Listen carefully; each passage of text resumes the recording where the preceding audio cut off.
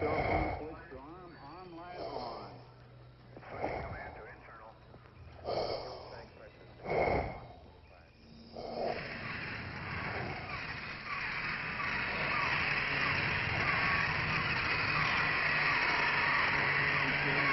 The subways for the endless ride from Battery to Holy Bronx on Benzedrine until the noise of wheels and children brought them down, shuddering, mouth-racked and battered, bleak of brain, all drained of brilliance in the drear light of zoo.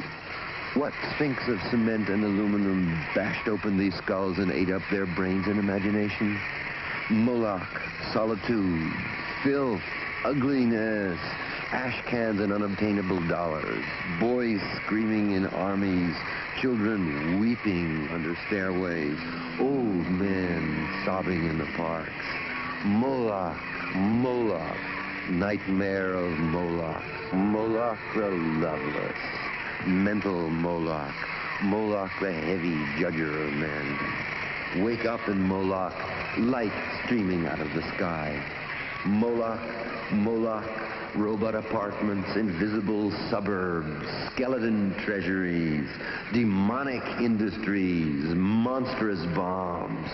They broke their backs lifting Moloch to heaven, pavements, trees, radios, tons, lifting the city to heaven which exists and is everywhere about us. Dreams, adorations, religions, illuminations, the whole boatload of sensitive bullshit. 10 years, animal screams and suicides, minds, new loves, real holy laughter in the river. They saw it all, the wild eyes, the holy yells. They jumped off the roof to solitude, waving, carrying flowers, down to the river, into the street.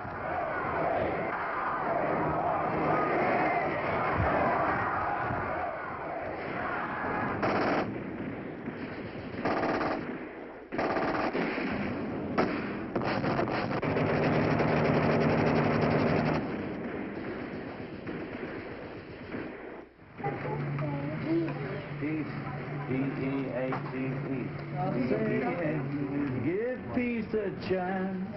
All we are saying is give peace a chance.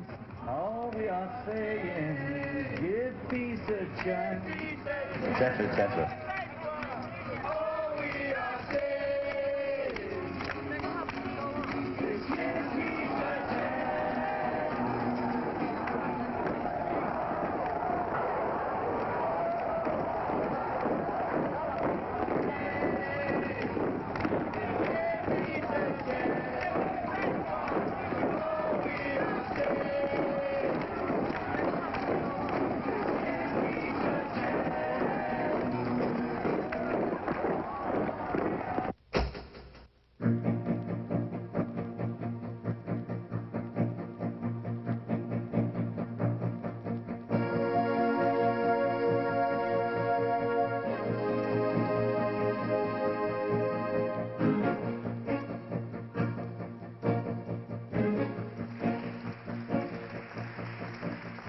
You have to think the courtroom, it's like two tables are right next to one another. At the end of the day, our table's like a being. There's candy all over the place, and we're reading our letters and talking out. And what gets the judge so uptight and the marshal so uptight is the fact that we smile and laugh. Judge Hoffman about 2 weeks ago. Just look at the expression on the defendant's face. Just look at, if you could only see the expression on his face. Expression on our faces. Will you tell the defendants to stop laughing? Will you tell the defendants to stop smiling?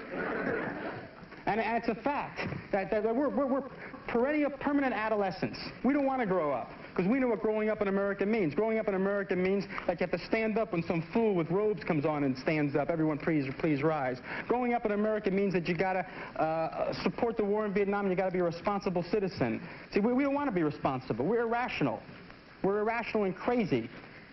And that's what this whole trial's about. That's what America destroys our dreams. And we're fighting to recover our dreams. And here comes a generation of crazies that say we're going to dream forever. We'll call ourselves crazies. We don't want to be responsible. But we don't want to be rational. The Pentagon is rational. The government's case is rational. One day, it was like a revolution in the streets. The next day, I opened up my phone book, and nobody was there anymore. And I said, is this happening? I mean, it's just gone overnight? Where did it go? And the government must have spent $1 billion to put us in jail. That's damn good, $1 billion, one missile, you know? I think everyone's goal out there should be to get indicted by the federal government and force them to spend $1 billion to put you in jail. That should be, if everyone here did that and forced the government to spend $1 billion, you know, the government eventually would have to turn over to us. They'd have to declare themselves bankrupt. I mean, I was happy I was indicted. I wanted to be indicted. In fact, as far as I'm concerned, we went to Chicago to get indicted by the federal government. That was the whole purpose, so that we could make a movie about the trial. All right.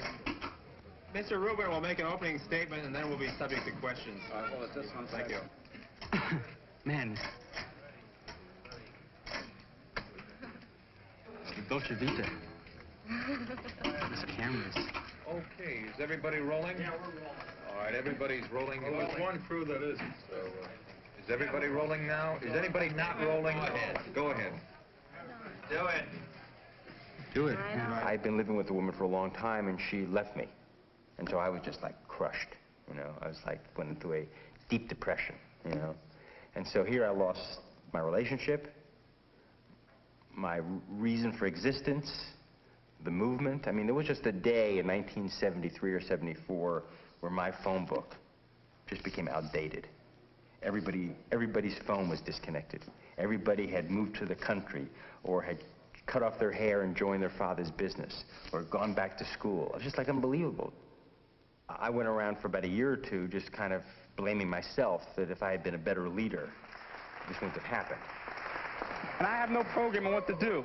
I think it's wrong for someone to get up and say, tell us what to do. Because you know what to do. You know where you are. You know what's effective.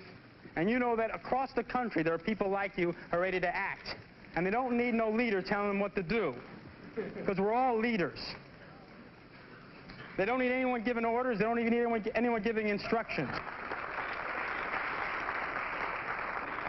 And I can tell you that all 8 of us are going to jail with that view of history, with that view of the future, and we're all going to jail smiling because we know damn well that the people in this room are going to break the jail down and free us.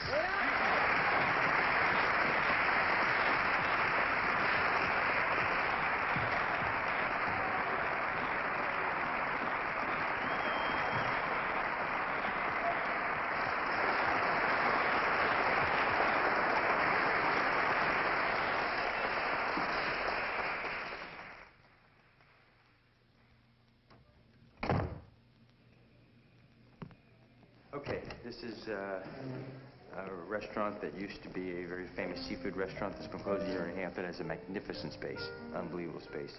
You can see the big room back there where there's going to be private, intimate dining. Kitchen's back there, big clubby room, and this huge room here. We're going to build a bar from one end to the other.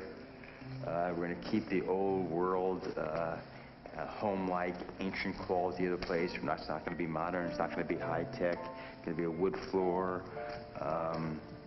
This is going to be the hangout room where people are just going to be relaxed, and there'll be couches and chairs. And just look at these two just beautiful stairways. Just absolutely gorgeous, breathtaking. Then that's the ladies' room, and that's an office, and those are offices back there. And those walls are going to come down, and this is going to all be a U-shaped room for private eating. And we're just going to keep the structure the way it is, but make it hopefully one of the most exciting environments in New York. I came up with this idea of throwing a weekly party in my apartment. I invited 100 people and asked each of them to bring the 2 most interesting people that they knew to the party. And I had no idea at that time I was starting a business. I was really working still on Wall Street. Then after doing it a year, someone suggested that I move it to a nightclub.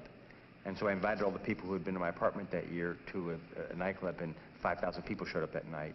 And then I realized that I had touched some kind of a nerve chord that I was satisfying people's needs, and there was something here.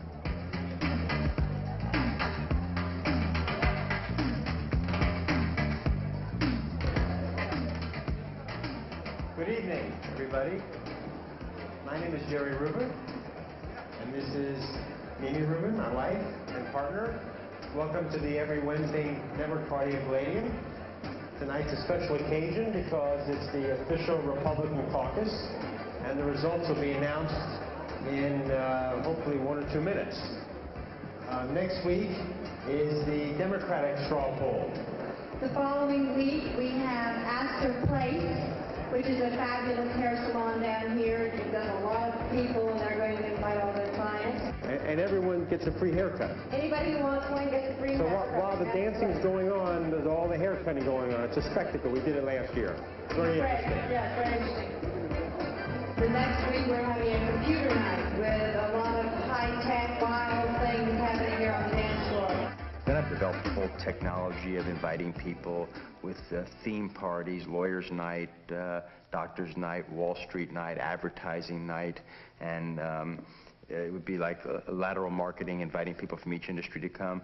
And then we'd have co-hosts, and it got a lot of press attention, and a reporter in Chicago wrote a story saying that Jerry Rubin, who was a yippie, is now trying to become a yuppie. Running every day, bicycling every day. I walk upstairs, trying to take elevators. But more importantly, I try to, I don't eat fatty foods. And I'm on kind of a Pritikin-oriented diet. Just try to keep cholesterol out of your body, keep your arteries clean.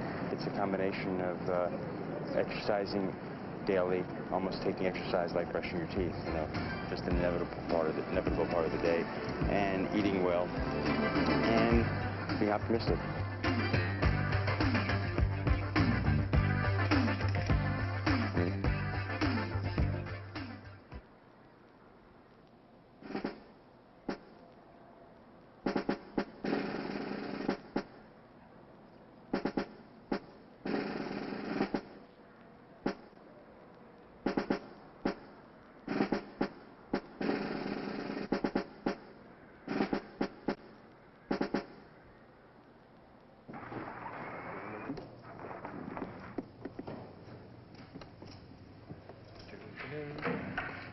It's Halloween.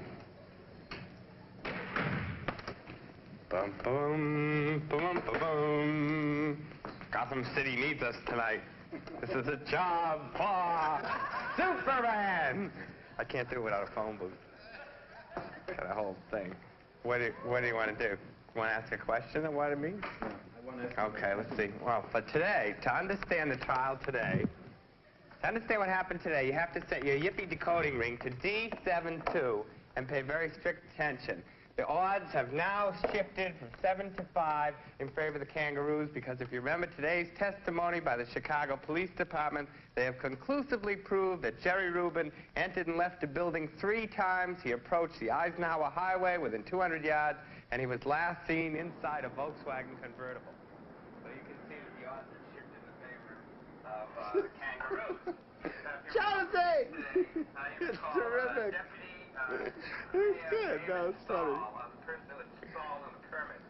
For 6 months. Now, Deputy Mayor Stahl conclusively said that he believed that it was serious when I asked for $100,000 because he had information that the Office of Economic Opportunity in Washington, you remember Washington, D.C., gave $100,000 to the Yippies. Now, they're the Office of Economic Opportunity should not be making grants like this. And we asked the question, you're not going to believe it. How come you didn't get your cut? Now, we think, if you ask us how the government is going to be brought down or lost in the shuffle, as we tend to put it, our motto is, ask not what you can do for your country, but what your country can do for you. And it's sort of what my old man used to call the gimme-gimmes. Everybody in this country, from like coal miners to GIs to like 7-year-old kids to the teachers to construction workers, is just going to say, we want some too. Like they want their $100,000 grant from the OEO. And everybody's going to be grabbing, gimme, gimme, gimme, gimme, gimme.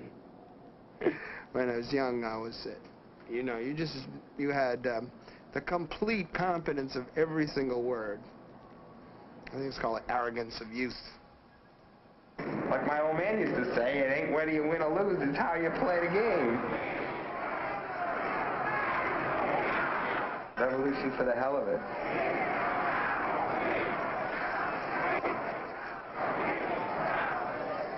Evil men.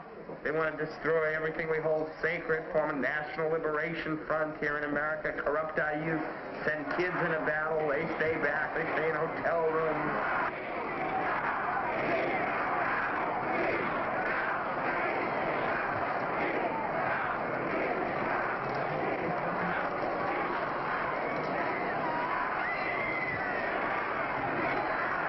You know, and they stay out of the battle, and this is not freedom of speech, this is incitement to riot.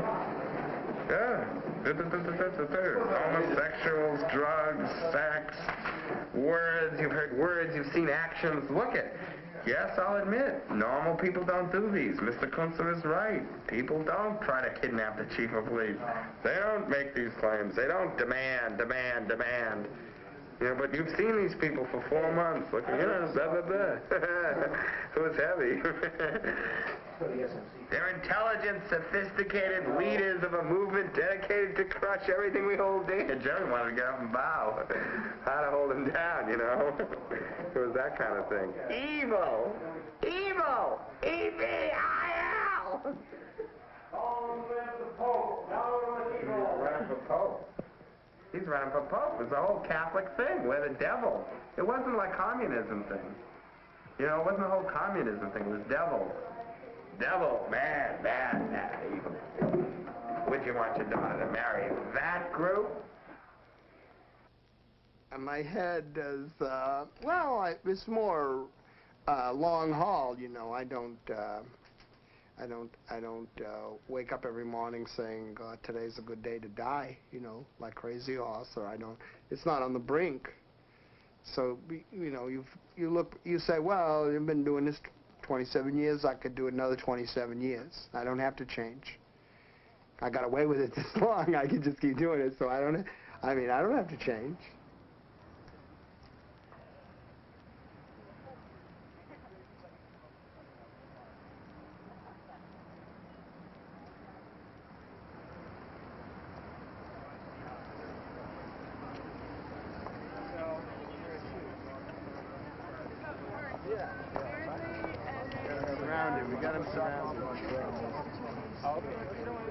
Can we ask you a question? They're going to demonstrate against the KGB next. We're doing okay. We're very confident. You think the doctrine will make sense to the jury? We're very confident. I want to ask the Monroe doctrine. Very confident. Why doesn't he demonstrate against the KGB? They're recruiting in the United States. No, they're not. Yes, they are. The most powerful agency in this government gets us into war. And why we feel it's important to act now is that can be repeated again. Those of us who have been to Central America, who study what's going on in Central America, especially in Honduras, see the same pattern being repeated. And we have a right to trespass. Not only a right, but it's our duty. And we intend to be found innocent in this trial. We're fighting the empire in its last enclave. See, here in America, even among people in the movement, they say, well, yeah, the schools, I know the schools. I mean, of course, we ain't learned a fucking thing in the schools. You know, sure, I understand why you came to Chicago last year to politics. Sure, politicians always been corrupt. Yeah, I can see opposing the military. Sure, they're brutal. They didn't stand a war in Vietnam. Sure, it stinks. Yeah, the boss is lousy, but in the courts, you'll get a fair trial. And besides, this is a federal court. A federal court. This isn't a southern racist Mississippi town. This is a federal court. In a building designed by Mies van der Rohe.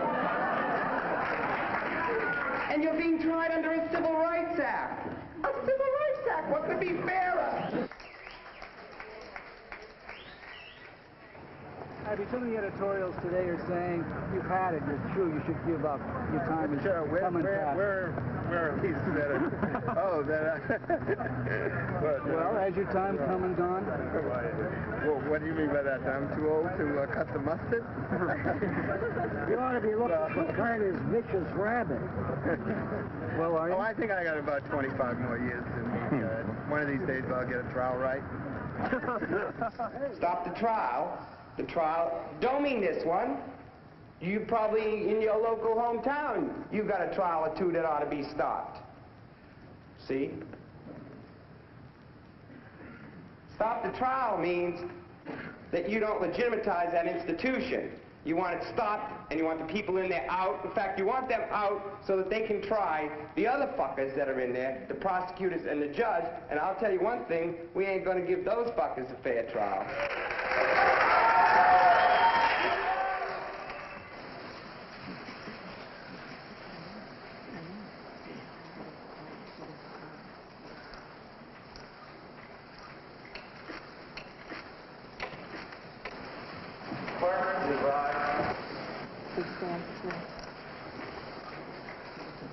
Let's say you, Madam Poor Lady, guilty or not guilty of the alleged complaint of trespassing?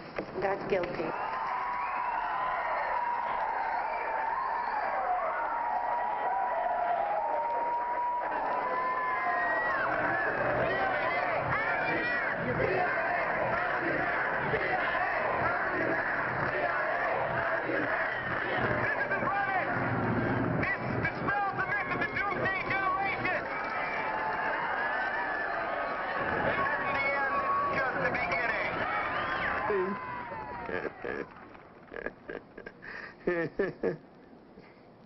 It's weird growing up with Hope as a companion, you know, and then the next generation or the next two, they just look at you like you're so weird.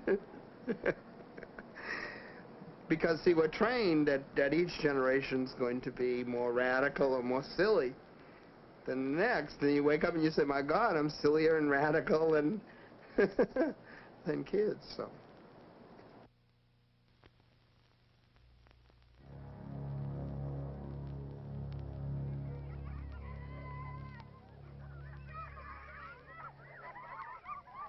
This is my son, Frederick Ted Jake Johnston Hampton. He was born December 29, 1969, about 3 weeks after Fred was killed, his father. He's a senior at Tilden High School. He does some rap, which is young people's music. And he likes to draw. He's into art and read, studying to be a Muslim. And this is Fred. With our love, I'm a God, send the messenger from above, messenger of good, delivered from evil. And I guess I kind of made him my reason for wanting to live.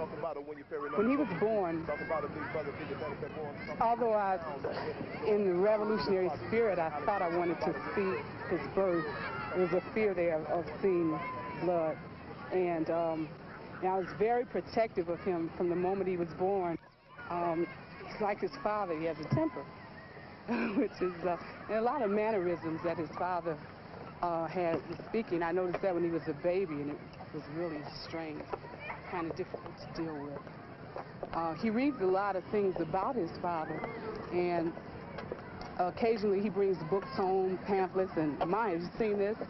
You know, this is something about the Black Panther Party. This is something about my dad.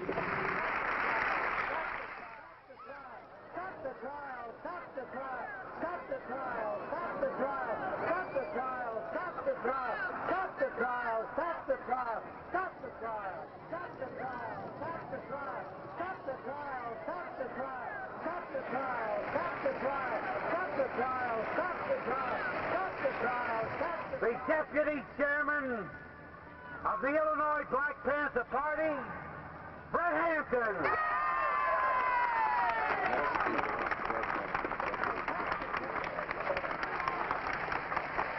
All power to the people. And I just want to tell you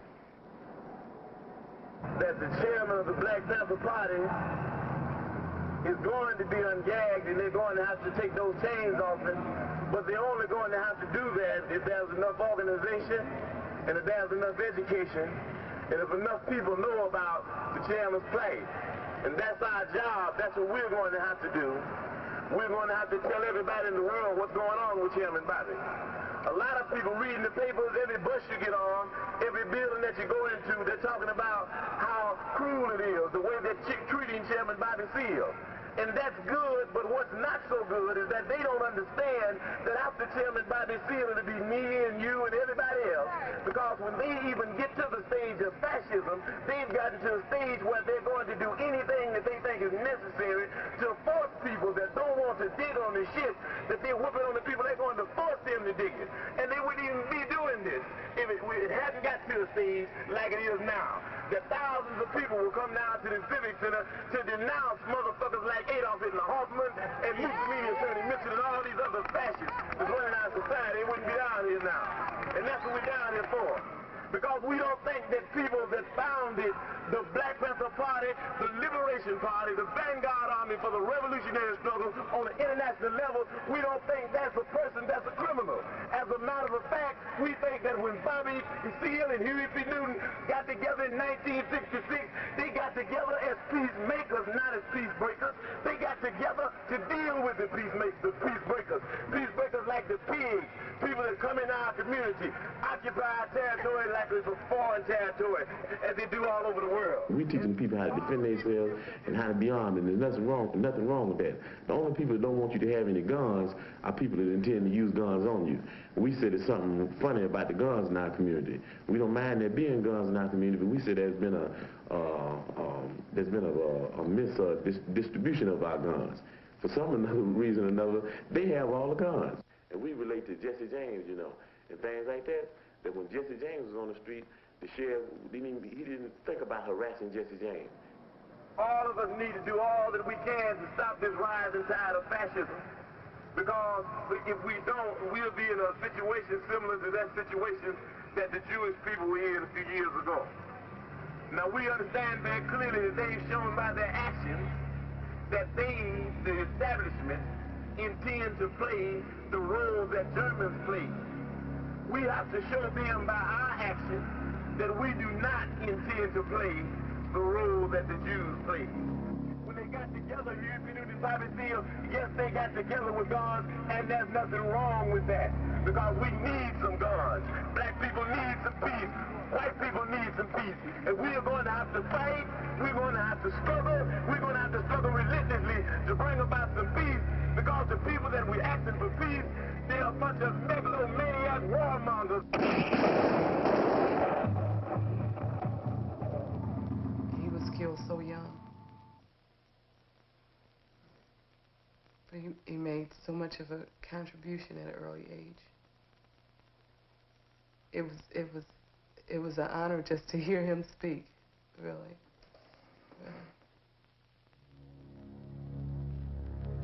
Fred Hampton was a prince of a man. Fred Hampton was a man. Fred Hampton was a black man. Fred Hampton was a Black Panther. Fred Hampton was a bad motherfucker.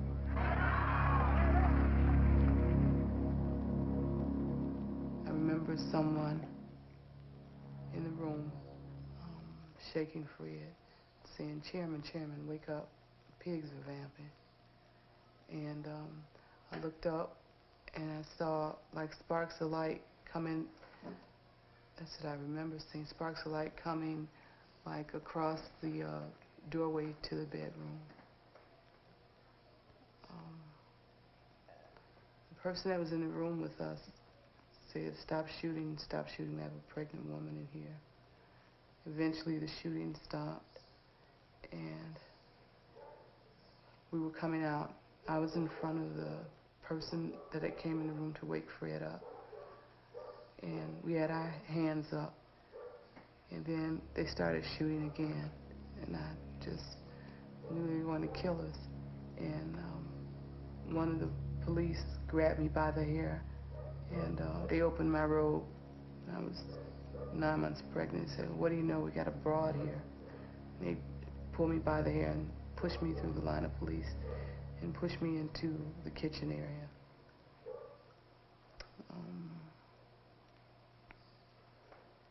I think the shooting started back again. And I heard somebody call from the area in front of the kitchen area. He's barely alive. He'll barely make it. Shooting starts again. I heard a male voice again say, "He's good and dead now." In my mind, I kept reciting the 10-point program in my mind because I didn't want to focus in on what was happening. Because I just knew that they wanted to just kill us.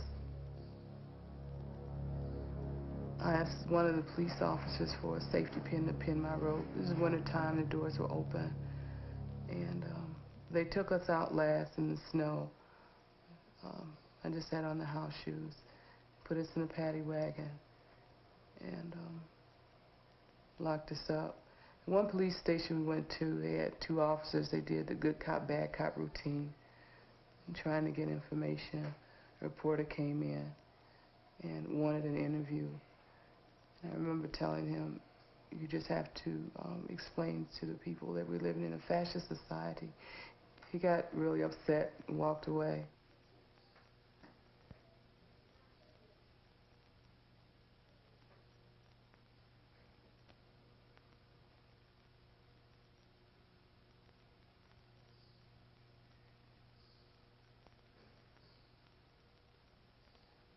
I killed him. I killed him. And when I say I mean all the white people in the United States killed Fred Hampton, just as we've killed every black man, because we stood by, racist all of us, and watched the society continue a slavery that was supposed to have died 100 years ago. And in general, I think we all share that basic responsibility for Fred Hampton's death, Medgar Evers' death, Martin Luther King's death, all friends of mine.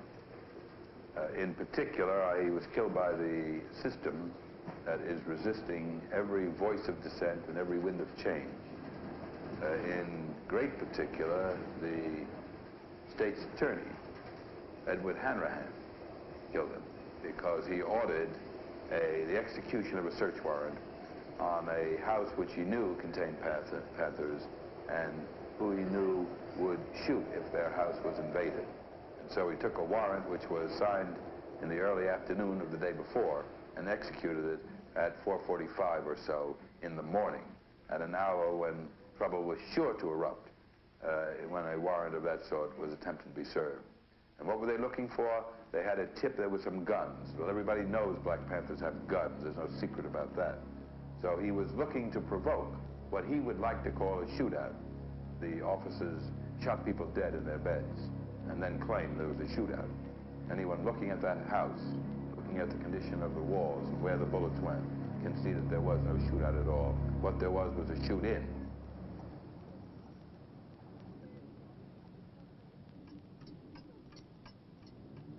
In the intervening years, nothing has changed to alter my opinion as to the truth of those remarks I made when I was angry, when I was in Chicago with the Chicago conspiracy trial when Fred was killed on December 4th of 1969.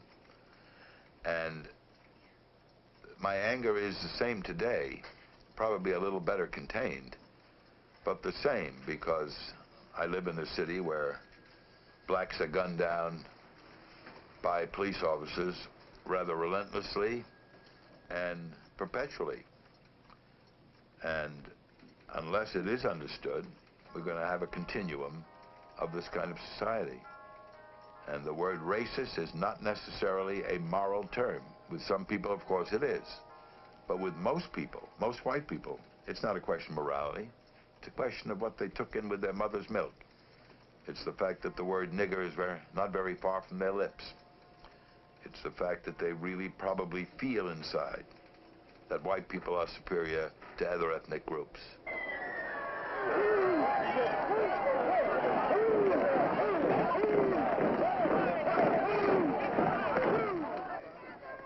Starting with Chicago, maybe a few of the southern cases before that, but certainly starting with Chicago, it became crystallized in my mind that the system, through its legality appearance, the appearance of justice, gives an impression that people who go through it are always treated fairly, and that if they're convicted, then they should have been convicted. If they're acquitted, they should have been acquitted. And that's the terrible myth of organized society, that everything that's done through the established system is legal And that word has a powerful psychological impact. It makes people believe that there is an order to life and an order to a system, and that a person that goes through this order and is convicted has gotten all that is due him. I suspect that better men than the world has known, and more of them, have gone to their deaths through a legal system than through all the illegalities in the history of man. 6 million people in Europe during the Third Reich, legal. Sacco Vanzetti, quite legal. The Haymarket defendants, legal. The hundreds of rape trials throughout the South, where black men were condemned to death, all legal. Jesus, legal. Socrates, legal.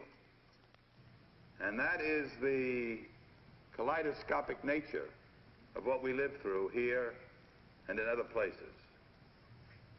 Because all tyrants learn that it is far better to do this thing through some semblance of legality than to do it without that pretense. The same thing, the same kangaroo court atmosphere that exists in Chicago exists here, except it's disguised more.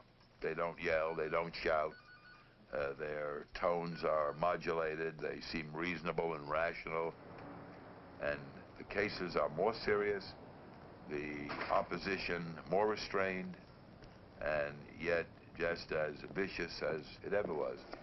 I guess the real thing is that we are a dying civilization. Insidiously, the foundations are being washed away. Unless we can regain compassion and humanity, we're doomed. And maybe good riddance.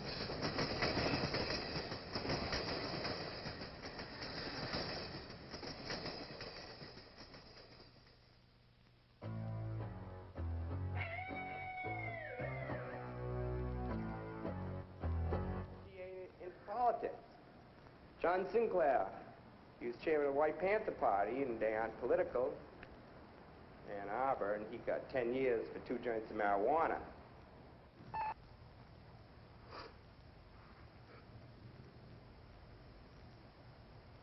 It'll take me a minute to do it.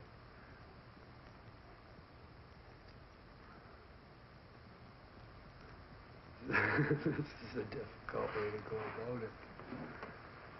What's the first point?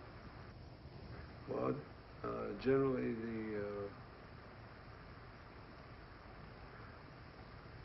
White Panther program is cultural revolution by any means necessary.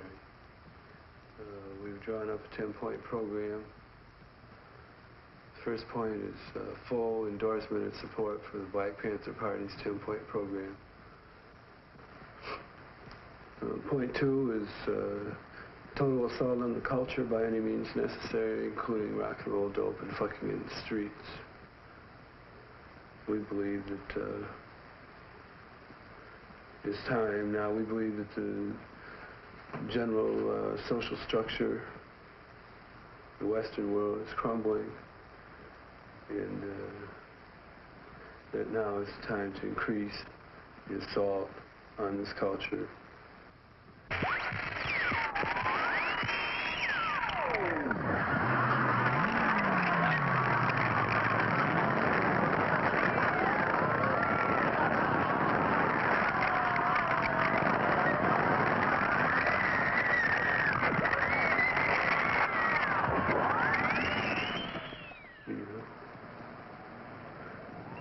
We believe that these things are what will help make people free, and that you won't have a free world, you won't have a free culture until people can fuck wherever they want to and whoever they want to.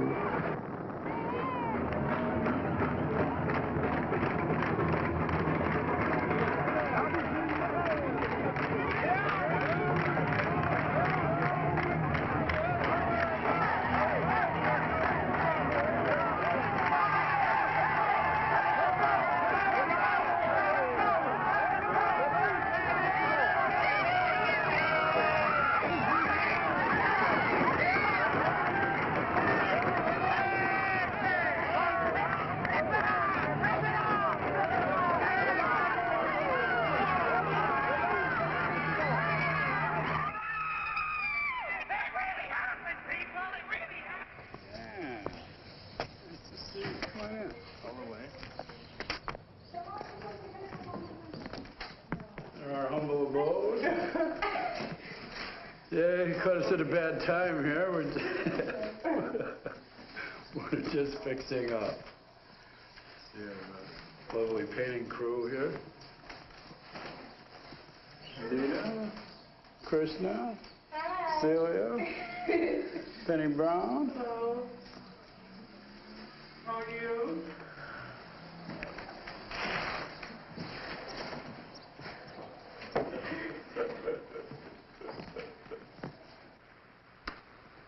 We demand free exchange of all goods and all materials. And we demand the end of money. Because money, we believe that money is just a ruse. It's been set up so one group of people can control another group of people. We believe that nothing costs anything in reality. That the only two elements there are in anything that's needed in a culture are labor and materials. The materials are provided by the earth. Labor is provided by people. These don't cost anything. But we believe we demand free food, free clothes, free dope, free music, free medical care, free housing, Consults his notes. free transportation, free everything for everybody. There it is. There's no reason why this can't go into effect right now. The fifth point is free access to the information media and to the technology for all the people. We believe that people should be able to have control of television stations, radio stations, that we shouldn't have to put up with the crap that we get from these people now because they want to keep our vision limited and they don't want us to see what can be done with this stuff. We believe that schools and all major buildings should be turned into crash pads and given to students. Students should be relieved from their classes. That's all students at all levels. And should be able to live in these buildings, use the gymnasiums to dance in, cover the floors with mattresses, and live in them and make some use out of them instead of wasting their time going in and getting pumped full of indoctrination material. When you see this guy, all you want to do is arrest him. You know what I mean?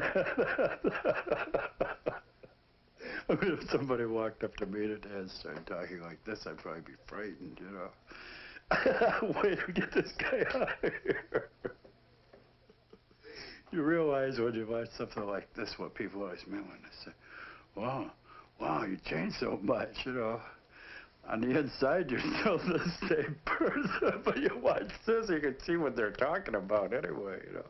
I was like, what do you mean I changed so much? You know, I'm listening to the same records I listened to then, you know. I'm in the same place, you know. All these things are the same. Free all prisoners at once. They are our brothers. We demand an end to conscription and, in fact, an end to armies altogether. Because they are necessary. If you haven't got private property, you haven't got nothing to defend. Bob Dylan says if you ain't got nothing, you got nothing to lose. 10th point, free all the people from their leaders. Leaders suck. Because if you got leaders telling people what to do and other people that got to follow them and rules and shit like that, it isn't any good. You just have a master-slave relationship. In a free culture, the people will be able to know, they'll know what to do, they'll be educated, informed, all information will be made available to them, and everybody will know what the fuck to do. They won't have to have some creep telling them.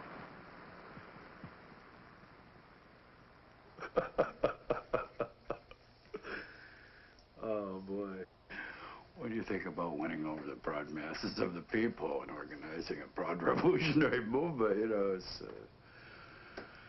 you can't do it like that. You know, I don't know how you can do it here, obviously, or I'd probably give it an attempt, but... And then, since then, mostly family life has been of paramount importance to me. Typical day, Sinclair Brown on his own. Never does a morning go by without fresh croissants and...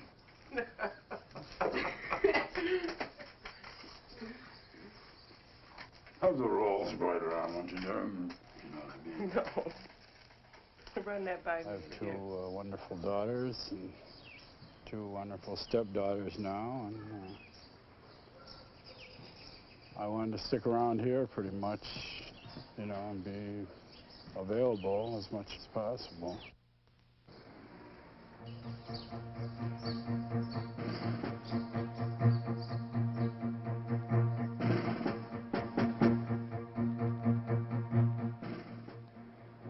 We don't recognize a cultural revolution. What we see today that is being called a cultural revolution is merely a manifestation, signal to the end of this decadent society. We saw this begin with the so-called beatnik era and the free speech movement and advancing on to the present hippie movement, which is called on occasion the cultural revolution. And this is just a manifestation of the frustrations on the part of the sons and daughters of the bourgeoisie. Now, their parents had to spend all their time and energies working to try to accumulate capital to rip off a piece of the American dream. Well, their sons and daughters come along, and because their parents had engaged in this, they didn't have to spend their time at that. And they looked around to see what kind of a heritage their parents were leaving them, and they rejected that. They didn't like what they saw. Because when they look around, they do not even have any heroes they can relate to from their own heritage. See, George Washington, all those cats, they're out the window, you see, and they start tripping out into other ethnic groups' cultures, like the Indian culture, you know, Hinduism, astrology, all of that, you know, going around even dressing like Indians, etc. Their heroes, their posters they have on their wall are primarily of third world revolutionaries, Che Guevara, Fidel Castro, Huey P. Newton, Mao Zedong, Ho Chi Minh. You see, in order to have a true cultural revolution, we first must have a true revolution. And the definition for revolution is a complete and radical change, the overthrow of one system and being replaced by another. Only after we deal with the economic base, which would be to smash and destroy this capitalist society, could we start talking about a true cultural revolution. People who would like to give other meanings or talk about other types of revolutions, these are the same people that try to propagate the madness that there's no difference between Rockefeller and me. You see, and that's a motherfucking lie, because he's got all the money.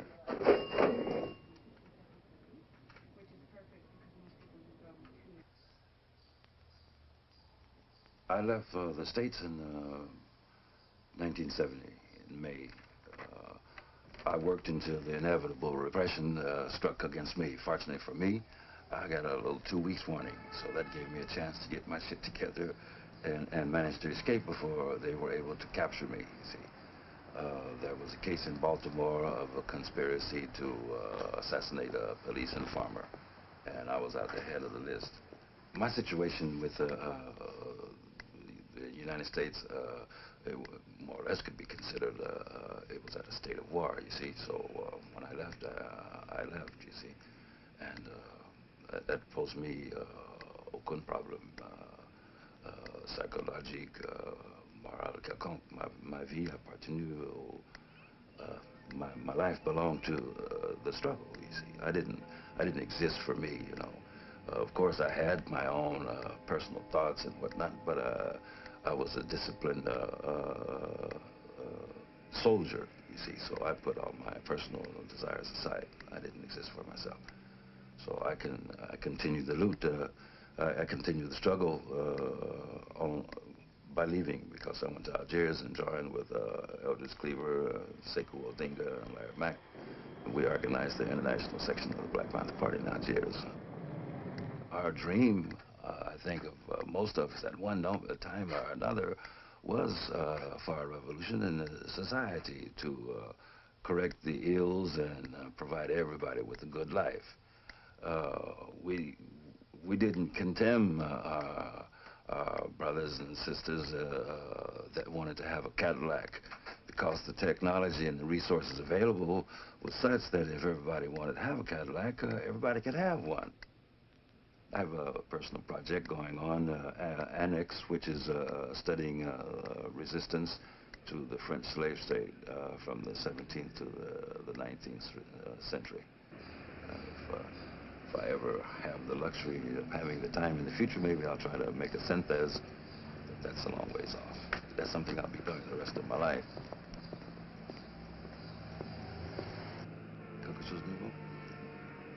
Oui, mais pas tout à fait sur ton sujet. Qu'est-ce que c'est? Ça, c'est sur la guerre d'Amérique. Mais c'est les États-Unis, mais c'est pas ton sujet, c'est la guerre d'indépendance. Bien qu'on parle un petit peu de la Martinique. Là, je suis sur la page Barbade, Martinique. Mais bon, il y a quelque chose d'intéressant là. Est-ce qu'elle parle de les troupes noires de Saint-Domingue qui étaient organisées, qui est venu faire bataille sur le côté des indépendantistes? je pense, je n'ai pas regardé encore. Parce qu'il faut regarder tout le livre. My own personal desire is really more or less a regret is not having the intellectual capability to think of something that I personally could do that would be effective in raising the standard of living, survival of people all over the planet Earth. And my desire, constant, is to come up with an idea, something to do, you know. And I've run across other people that seem to be in those kind of situations, but up until now, no one seems to have come up with an idea of anything in concrete that we could do that would really be effective in bringing that about, you see.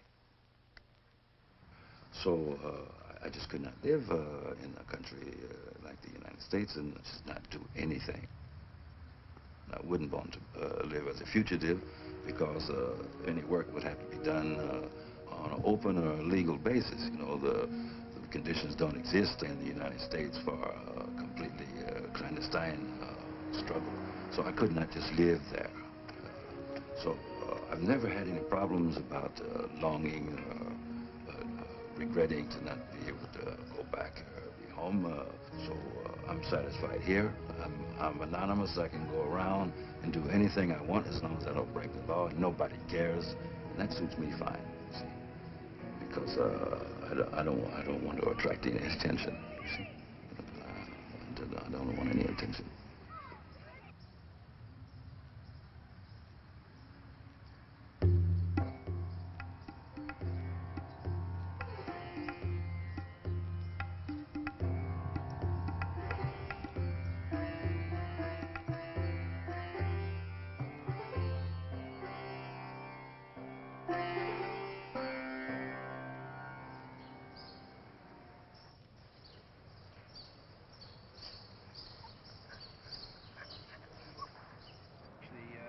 The conflict now is not between left and right or the rich and the poor or even the blacks and the whites. It's the conflict between the uptight and the turned on.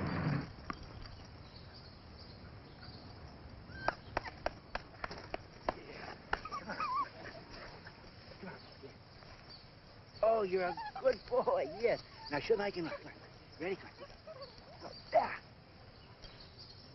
That's Cary Grant's house right there, or was Cary Grant's house. It was kind of nice. I've known Cary for 30 years, and we ended up in the same valley, looking south, same way. Come on. Come on. Come on. Yeah, come on. Come on.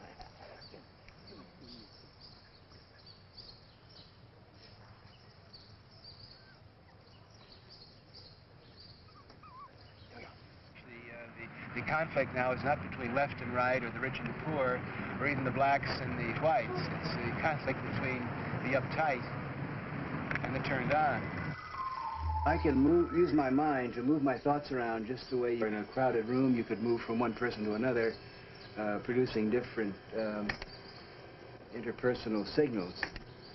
And this goes on for, there are over 3,000 of these little micro events. See that? Now, that was a big thought jump because I went from being very easygoing or lazy over to gloomy. This is called Mind Mirror, and it's one of a new genre of software programs that allow you to take your thoughts, digitize them, put them on screens, move them around, change your thoughts, communicate your thoughts clearly to other people. And the aim of this is to give you the user, the person, the individual, the power to change what's on the screen. Because in the 20th century, if you can't change what's on the screen, if you can't orchestrate and direct and move these electrons around, your mind and your life is being controlled by the people who do control the screen. That's ABC, KGB, NBC, CIA.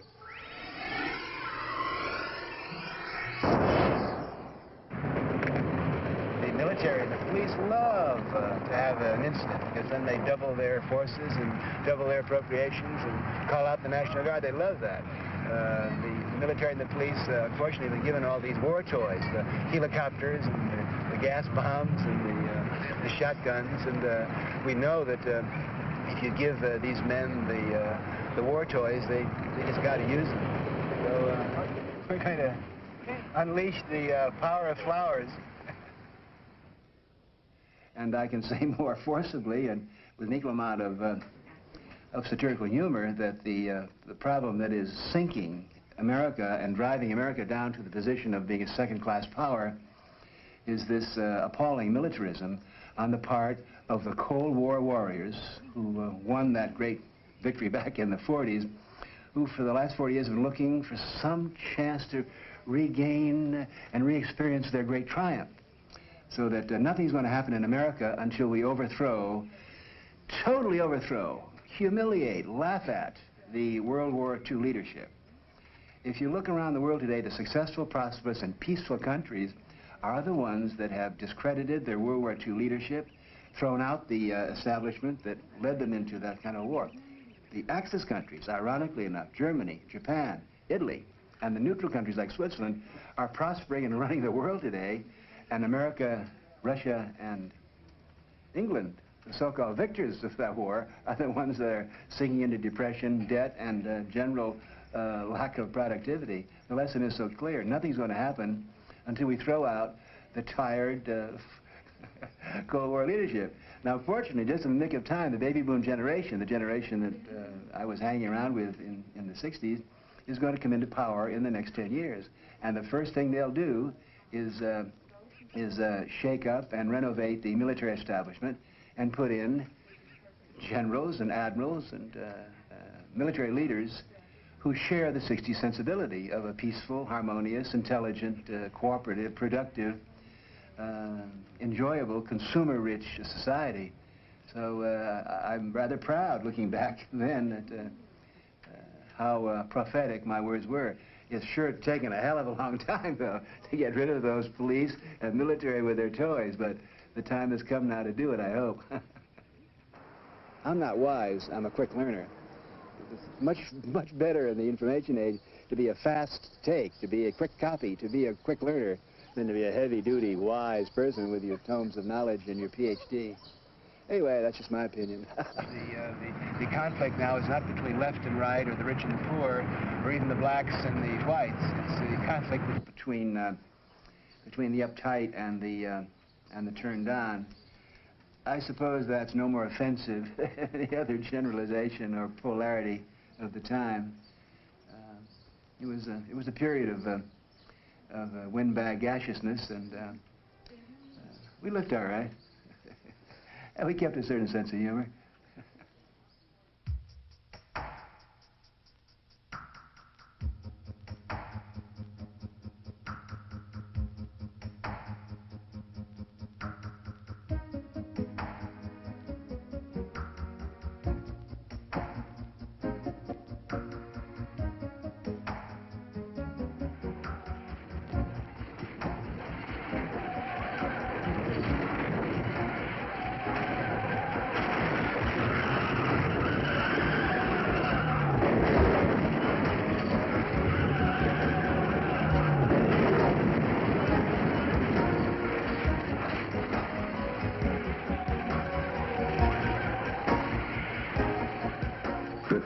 I don't think they've yet been hit by the ecological catastrophe that they have caused, the establishment that is. Because the whole point is that karma, the old Indian word, meaning like cause and effect, you know, if you eat meat, you turn into a meat-eating piece of meat. Karma, cause and effect, is the same thing as ecology, in the sense that ecology is the interrelation of cause and effect of who eats what and what does what to who in the environment, so that the pollution of the environment that we're beginning to notice now is the same thing as the pollution of our own moral consciousness, or the pollution of our own human feelings and emotions, the pollution of our own sensitivity, or the pollution of our own consciousness itself.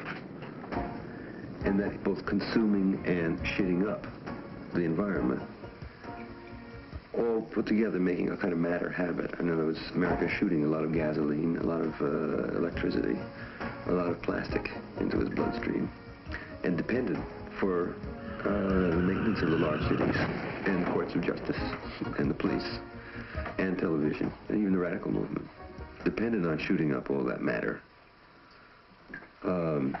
Like matter junkies, it puts the United States in a very weird karmic position, or a very weird ecological position, that in order to maintain the present standard of living and maintain the American way, we're literally going to destroy the planet, which will destroy the American way anyway.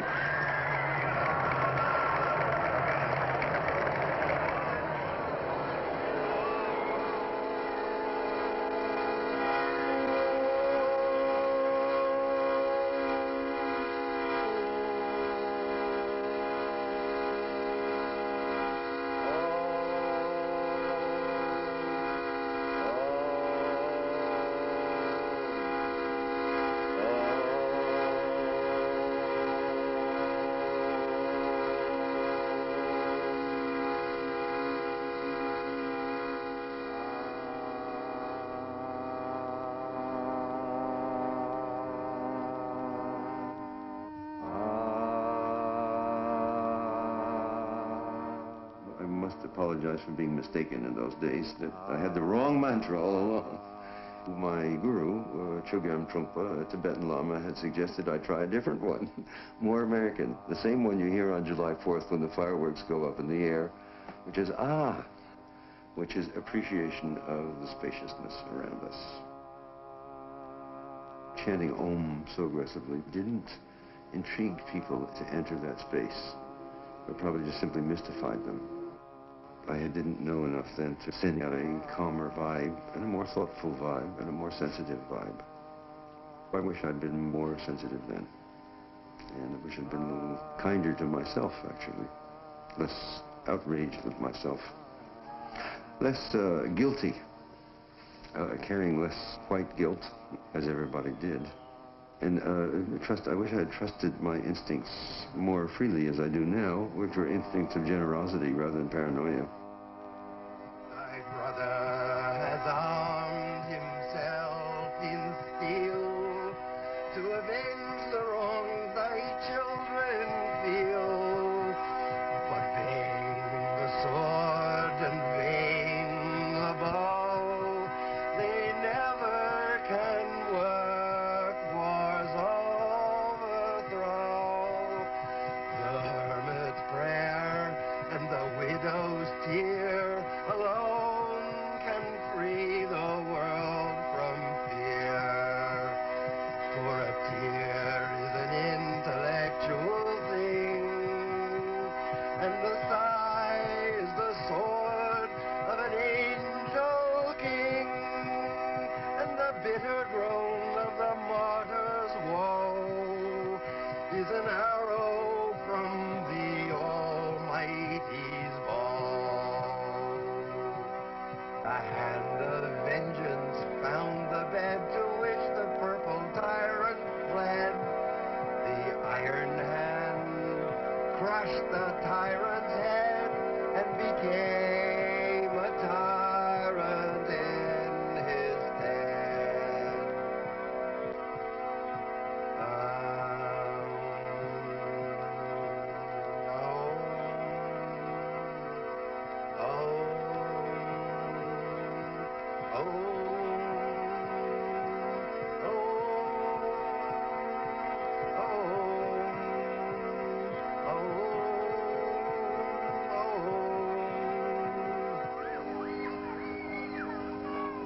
Born in this world,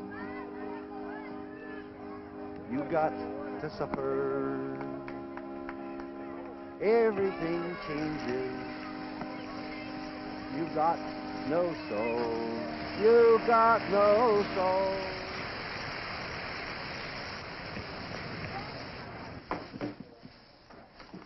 I had tea every morning almost a decade looking out of my kitchen window before I realized it was my worldview, August 18th, 1984.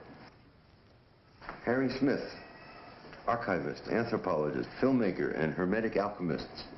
His last week at Breslin Hotel, Manhattan, January 12th, 1985, transforming milk into milk.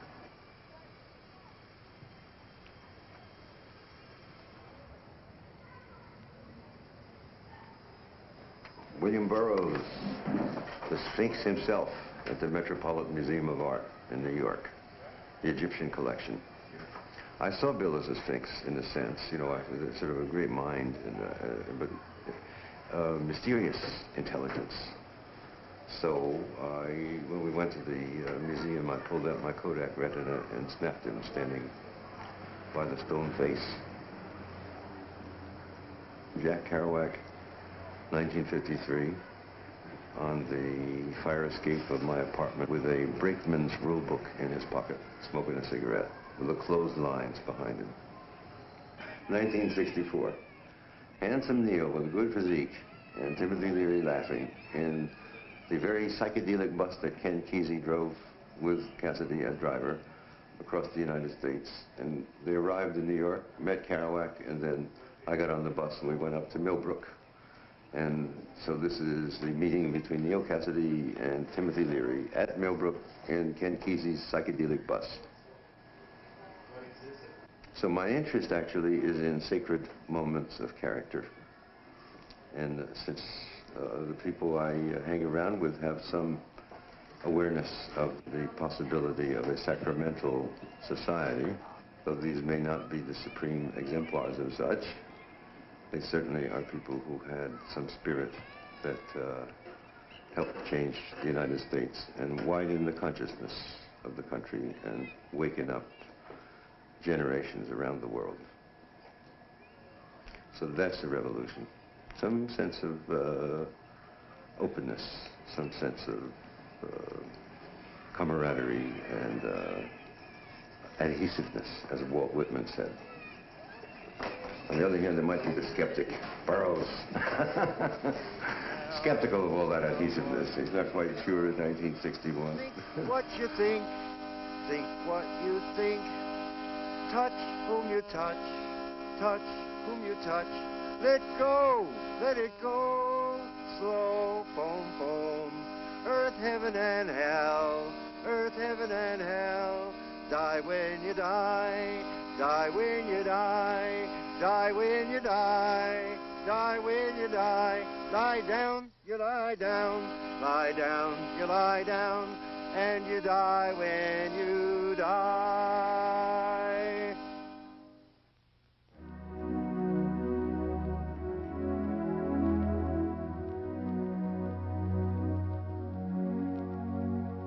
Despite all my dire forebodings about the future of this country, I feel that I, on the personal level, have had a good and fruitful life. I've done what I wanted to do. I've gotten as much independence as you can get in this world. I feel that I've lived the way I wanted to live. How it ends up, I don't know, but I'm so far along the road now that maybe the short journey left becomes inconsequential in that respect. I've done over 40 years of lawyering in many parts of the world, in almost every state in the Union. And I've had these marvelous people like Martin King, Malcolm X, Adam Clayton Powell, the Freedom Riders, the inmates of Attica, the Catholic anti-war activists, the Black Panthers, and so many others, that it's just a fruitful thing for me. It's made me feel important. It's made me feel significant. Whether I am or I'm not becomes inconsequential now. And I think that I don't think I would change it if I had the power to do so. If some miracle worker came along and said, Bill, go back now, you're 21, now start all over again, I would probably walk the same road that I've walked now. And I was damn lucky to be able to walk it.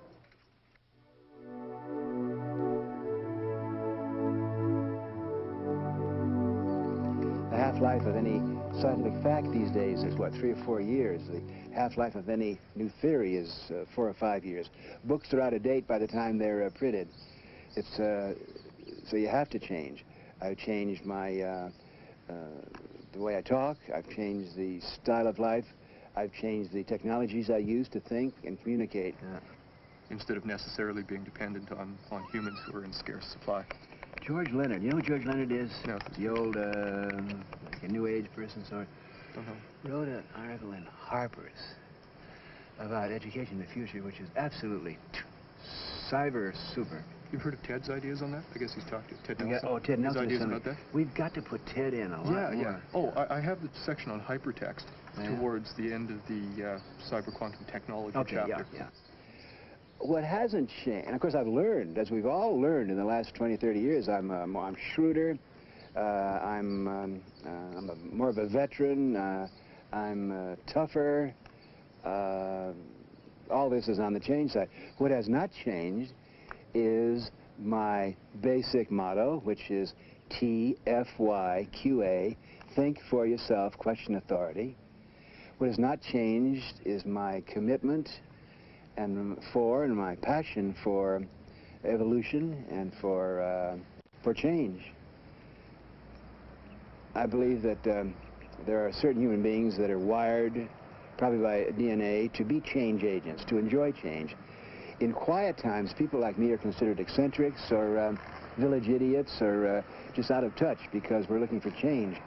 But in a time like now, the last 15, 20, 30 years, this is the perfect environment, habitat for change agents, because every time you look up, things are moving and new responses are demanded and new stages are unfolding. So what has not changed is my passion and enthusiasm for change.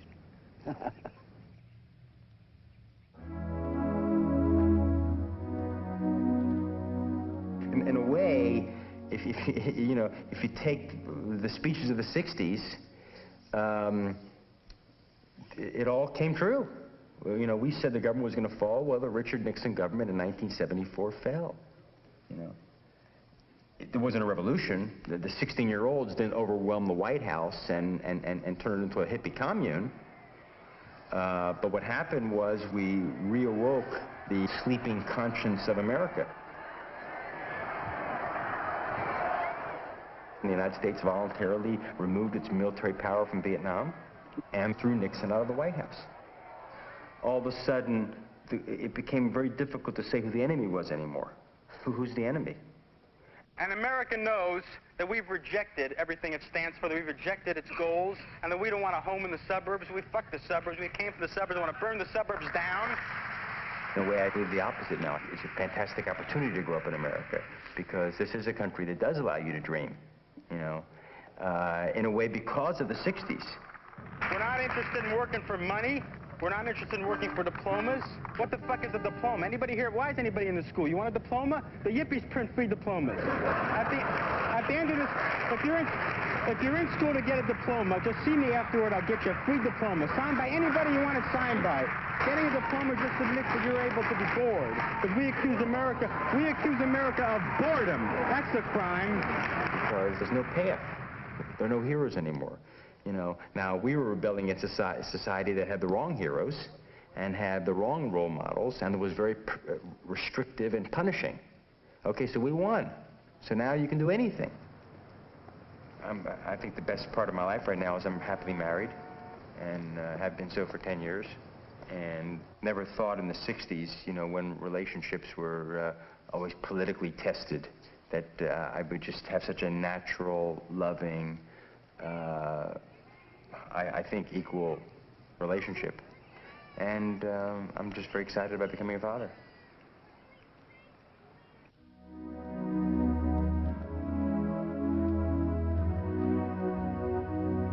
Welcome to Point Pleasant, Pennsylvania, the scene of the battle to save the Delaware River.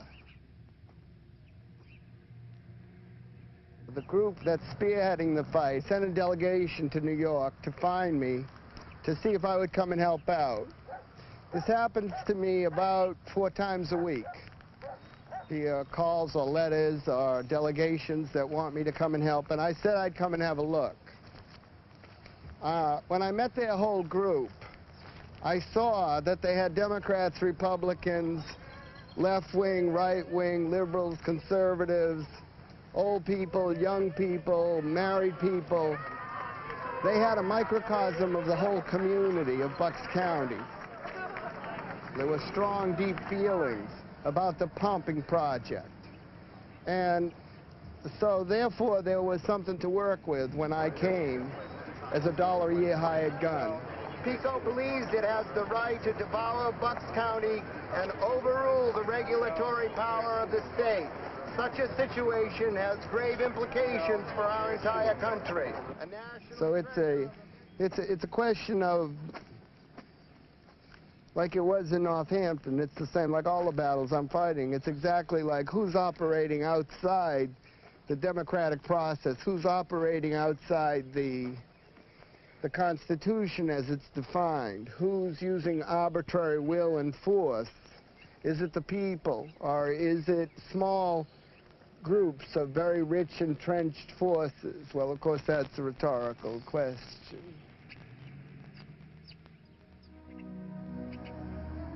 Something Mark Twain said about rights.